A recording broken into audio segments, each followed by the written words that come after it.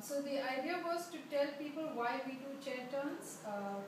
It can seem very boring because you just sit down and stand up and sit down and stand up. So the first thing is, we look at the chair turn as just that, sitting down and standing up. Forget about everything else. And so you're looking at it as, what possible use could that be? Just working constantly on sitting down and standing up. The thing is, it's an action which all of us do.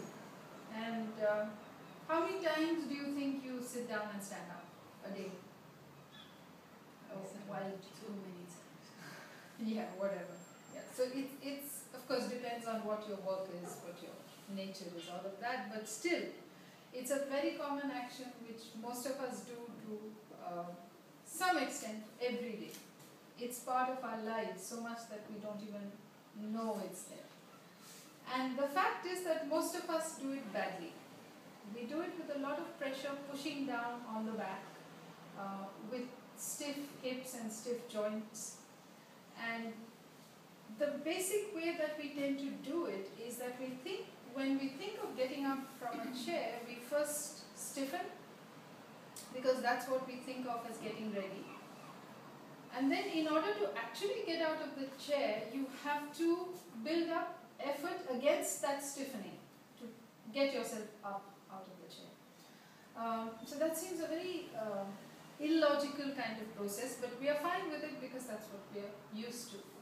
And we manage it when we are young and strong, but over the years, we find it gets more and more difficult to manage.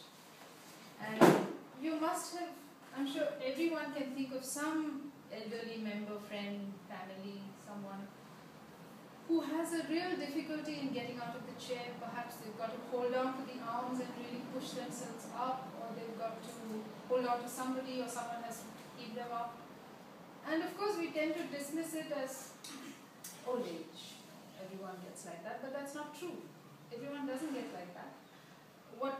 That's really what we're seeing is the effect of maybe 20, 30, 40 years of misuse. So it's really what we're doing to ourselves. And if we can learn to reverse that pattern, instead of tightening up and scrunching down in order to get up, if we can learn to let all of that go, then we use less energy when we do that.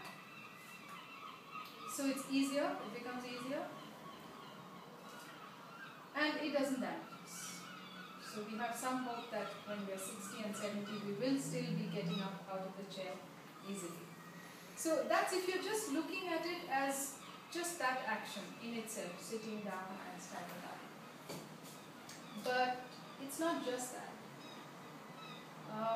This very simple action of sitting down and standing up actually depends on the way your head, neck and back are working. And you can think of that as a kind of powerhouse which drives you, the head, neck, back, and the way they work together, the way they organize themselves together in order for you to do anything. So this particular action really depends on the way you're using that powerhouse of your body.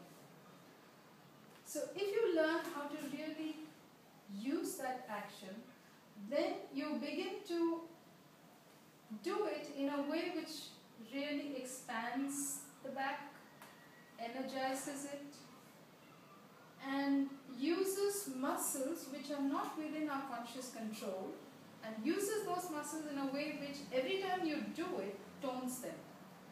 So in effect, when you sit down and stand up, every time you sit down and stand up well, you're toning your muscles. You're toning your back muscles and strengthening them.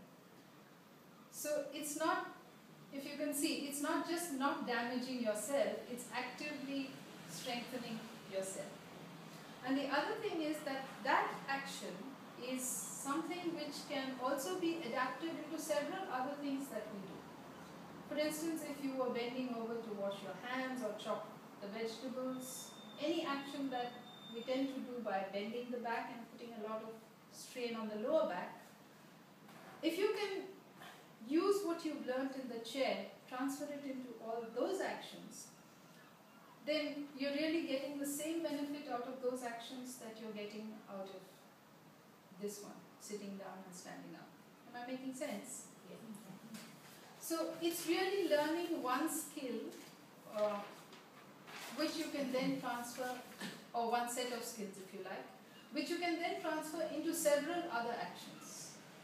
So it's got much more implications, far-reaching implications than it would seem, this little action.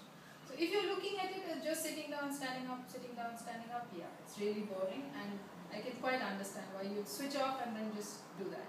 But if you can just think of it in that wider picture, put it in perspective, then it makes sense, and then it's easier to pay attention to it when you're doing it, because you can see that it's going to help you in so many other things as well, and you're strengthening your back and your muscles every time you do that.